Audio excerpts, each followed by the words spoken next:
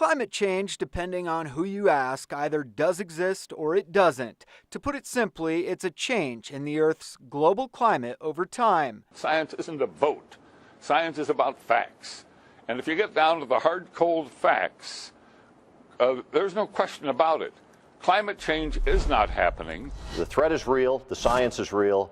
We're just choosing to ignore the solution. It's a politically charged topic, and even scientists don't have a consensus. The report suggests we now have just 12 years to avoid damaging storms, catastrophic drought, wildfires, and rising sea levels. A monumental and historic new warning. I will bet every ounce of professional credibility I have that this is a problem. Brad Udall with the Colorado Water Institute says for our state, it translates to lower flow levels on Colorado's rivers, which could ultimately leave millions without water. What's going on right now is not cyclical. The report indicates if the world doesn't take action to reduce greenhouse gases, the planet will reach the critical 2.7-degree threshold, putting us at risk for famine, disease, and economic devastation. If you are worried about immigration, if you're worried about the economy, if you're worried about national security, you're actually worried about climate change because it's a threat multiplier for every other issue that we face. But there is also major pushback, including that from President Trump,